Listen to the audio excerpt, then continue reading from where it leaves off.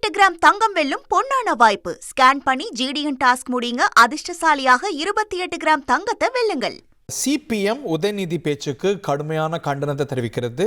CPM கட்சியுடைய மாநில செயலாளர் பே சண்முகம் பேசி வருகிறார். பார்க்கலாம். செப்டம்பர் 5ஆம் தேதி இந்திய கம்யூனிஸ்ட் கட்சி அலுவலகத்தில் அந்த கூட்டம் நடைபெறும். இரட்டை அர்த்தத்தை பேசக்கூடிய கருத்துக்களை வெளியிட்டதுனால உதயநிதி ஸ்டாலின் கைது செய்யப்பட்டிருக்கிறாரு. இந்த விஷயத்தை எப்படி பாக்குறீங்க? பெண்கள் மீதான, அதாவது அரசியல்லையோ இல்ல பொது சமூகத்திலேயோ ஒரு விஷயத்தை வந்து தாக்கணும் அப்படின்னா பெண்களை வந்து ஒரு எளிதான ஒரு விஷயமா எடுத்து பாக்குறாங்க, ஒரு இலக்கா பாக்குறாங்க. இந்த மாதிரி விஷயத்தை உங்களுடைய கண்ணோட்டம் என்ன? தமிழகத்தினுடைய எதிர்கட்சி தலைவர் நேற்றைய தினம் பொதுவெளியில் ஆபாசமாகவும் அருவருக்கத்தக்க வகையிலும் அந்த மாதிரி பேசியிருப்பது என்பது வன்மையான கண்டனத்துக்குரியது. பொதுவெளியில் பேசுகிற போது, அதுவும் அரசியல் கட்சி தலைவர்கள் பேசுகிற போது நாகரிகத்துடன் பேச வேண்டும். அரசியல் நாகரிகத்தை கடைபிடிக்க வேண்டும், யாராக இருந்தாலும். ஆகவே இத்தகைய முறையில் யார் பேசினாலும் கண்டிக்கத்தக்கது. அது எதிர்க்கட்சி தலைவர் என்கிற முறையில் அவருக்கு கூடுதல் பொறுப்பு இருக்கிறது. அந்த பொறுப்பை உணர்ந்து அவர் பேசியிருக்க வேண்டும். அது அனைவருமே நாங்கள் கணிச்சிருக்கிறோம். அதே மாதிரி இந்த மாதிரி வருகிற போதெல்லாம் பெண்களை இழிவுபடுத்துவது, பெண்களை இழுத்து இழிவாக பேசுவது என்பது நீண்ட காலமாக பலரும் இதை இந்த மாதிரியான முறையில் அதை பயன்படுத்தி கொண்டிருக்கிறார்கள். இதற்கு நிரந்தரமான முற்றுப்புள்ளி என்பது வைக்க வேண்டும். பெண்களை அந்த மாதிரி பேசுவதற்கு முதல்ல அரசியல் கட்சிகள், இடதுசாரிகளை பொறுத்தவரை நாங்கள் நீண்ட காலமாக பெண் உரிமை, பெண்களுடைய உரிமைகள், இது போன்ற விஷயங்களில் நாங்கள் நீண்ட காலமாக ரொம்பவும் எச்சரிக்கையோடு இத்தகைய பிரச்சனைகள் நாங்கள் அணுகுகிறோம். ஆனால் பல கட்சிகளில், பொதுக்கூட்டங்களில், பொது இடங்களில் இந்த மாதிரி பேசுவதற்கென்ற தனிப்படையே வைத்திருக்கிறார்கள். இதெல்லாம் அந்தந்த கட்சி தலைவர்கள் முதல்ல அந்த கட்சியில் அந்தந்த கட்சியில் ஒழுங்குபடுத்துறதுக்கு முன் வரணும். நாங்கள் இதில் ரொம்ப எச்சரிக்கையாக எங்களுடைய ஊழியர்களை பயிற்றுவிக்கிற போது இது போன்ற கண்ணோட்டங்களை எல்லாம் அவர்களுக்கு நாங்கள் பயிற்றுவிக்கிற போதே செய்து கொண்டிருக்கிறோம். இடதுசாரி கட்சிகளை சார்ந்தவர்கள் யாரும் அப்படி பேச மாட்டார்கள். பேசினால் நாங்கள் கட்சியிலே வச்சுக்க மாட்டோம். ஸோ அந்த மாதிரியான உறுதியான நடவடிக்கை எடுக்கிறதுக்கு முன் வரணும். மற்ற கட்சியும் தந்தை பெரியாரும் பெண் விடுதலையை போற்றி நின்றார். மகாகவி பாரதி, பாவேந்தர், கவிஞர் தமிழ்மொழி, பட்டுக்கோட்டை, தமிழ் மரபுகளும் பண்புக்கூறுகளும் பெண்மையை போற்றி நிற்பது. எனவே எத்தகைய சொல்லாடலிலும் பெண்மையை கடந்து செல்வதோ அவமானப்படுத்துவதோ கூடாது என்பதுதான் எங்கள் உறுதியான நிலை. அரசியல் ரீதியான கருத்துக்களை அரசியல் ரீதியாக எதிர்க்கணும் அப்படிங்கிறதெல்லாம் தொடர்ந்து தமிழக அரசியல். ஆனால் தனிப்பட்ட தாக்குதல்ங்கிறது சமீப காலமாக அதிகரிச்சு முதல்வர் குறித்தும் அந்த சமூகத்தின் நடிகர்களுக்கும் தொடர்ந்து தனிப்பட்ட தாக்குதல்கள் எல்லோ பல அரசியல் கட்சி தலைவர்கள் பொதுநலத்தை பேசுகிறார்கள். இந்த தாக்குதலை இல்லை, அதான் சொல்லட்டுமே, கருத்தை கருத்தால் எதிர்கொள்ள வேண்டும். அதில் யாருக்கும் எந்த விதமான மாறுபட்ட கருத்து கிடையாது. குறிப்பான குற்றச்சாட்டுகள் இருக்குன்னா அது குறித்து பேசுவது என்பது வேறு.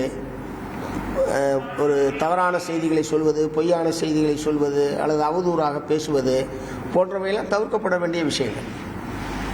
அப்படி அதான் நாங்களும் சொல்கிறோம், தவிர்க்கப்பட வேண்டிய விஷயங்கள்.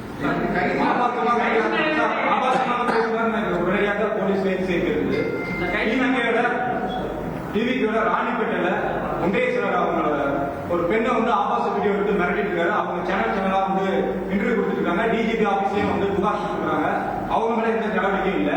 எம்எல்ஏ சரவணன், ஸ்ரீரங்கம் எம்எல்ஏ சரவணன் அவர்கள் ஒரு பெண் அவங்களோட கட்சியோட ஒரு பெண்ணை பாலியல் பலாத்காரமா இருக்காங்க. அவரை மிரட்டினால அவங்களே குற்றச்சாட்டு 3 தடவை பிரஸ் மீட்டிங் கொடுத்துருக்காங்க. அவங்க மேல எந்த நடவடிக்கையும் இல்லை. எப்படி பார்க்கணும்?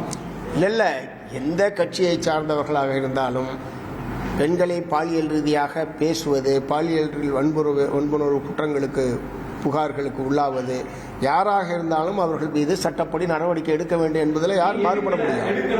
எடுக்கணும்னு சொல்றோம். நாங்கள் எடுக்கணும்னு அப்பே இருந்தே சொல்லிட்டு இருக்கோம். நீங்க இன்னைக்கு தான் கேட்குறீங்க. ஸ்ரீவைகுண்ட விஷயம் என்னைக்கு வெளியே வந்ததோ அன்னையிலேருந்து நாங்கள் சொல்லிட்டு இருக்கோம். நீங்க கேட்கறது தான் லேட்டு. சார், அது மட்டும் இல்லாம கடந்த கால அரசியல் வரலாற்றை பார்க்கும் பொழுது ஒரு நாகரிகமான முறையை பார்க்க முடியாது. ஆளுங்கட்சியாக இருந்தாலும் சரி, எதிர்கட்சியாக இருந்தாலும் சரி.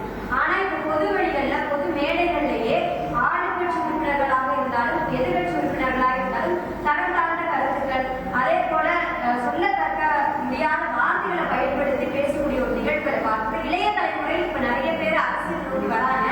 இது ஒரு மாற்று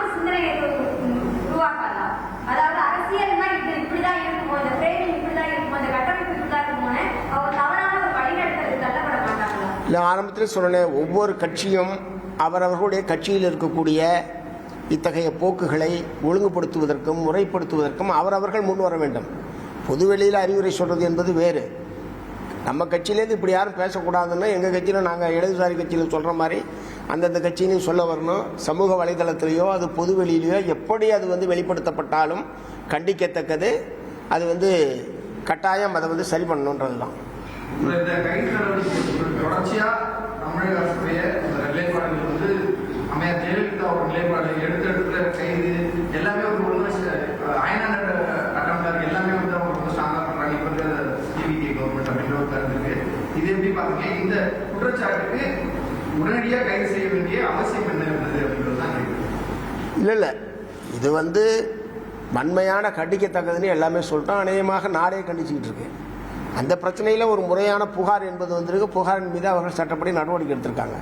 சட்டப்படி அதை அவர் எதிர்கொள்ளட்டும். பட் அதே நேரத்தில் நாளைக்கு தமிழ்நாடு சட்டப்பேரவை கூட்டம் இந்த அரசாங்கத்துடைய முதல் பட்ஜெட் கூட்டத்தொடர் என்கிற முறையில் நாளைக்கு நடைபெற இருக்கக்கூடிய நிலையில் எதிர்க்கட்சி தலைவருடைய பங்களிப்பு என்பது அதனுடைய பங்கேற்பு என்பது ரொம்ப அவசியமானது. அதை கவனத்தில் கொண்டு அரசு செயல்படணும்.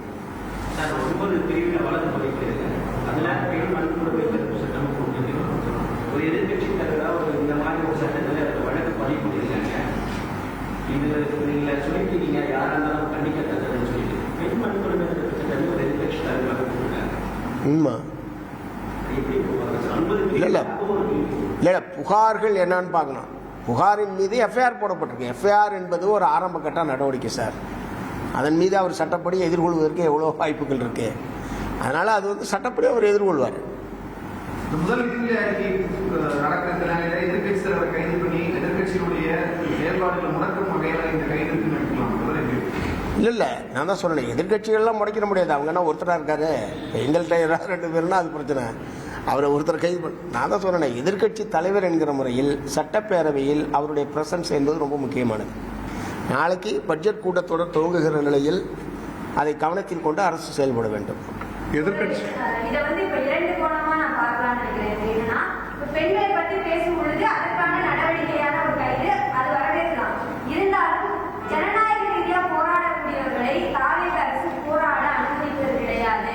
இப்ப நாளைக்கு போராடினா இன்னைக்கு நைட் காவல்துறை இன்னைக்கு அனுமதி கிடையாது, நாளைக்கு உங்களுக்கு அனுமதி கிடையாது தடுக்கக்கூடிய விஷயங்களையும் பார்க்க முடியுது.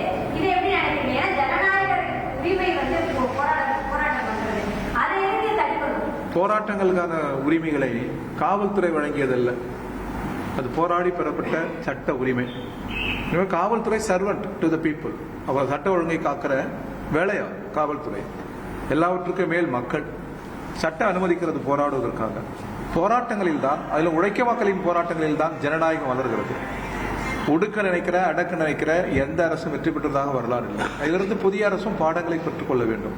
எனவே உழைக்க மக்கள் போராட்டங்கள், மாணவர் இளைஞர் போராட்டங்களை முடக்க நினைக்கக்கூடாது, ஒடுக்க நினைக்கக்கூடாது. உரிய இடங்களை வழங்கி அதை ஊக்குவிக்க வேண்டும். அதுதான் ஜனநாயக அரசு. ஓகேவா? Okay, thank you. 28 கிராம் தங்கம் வெல்லும் பொன்னான வாய்ப்பு. ஸ்கேன் பண்ணி ஜிடிஎன் டாஸ்க் முடிங்க. அதிர்ஷ்டசாலியாக 28 கிராம் தங்கத்தை வெல்லுங்கள்.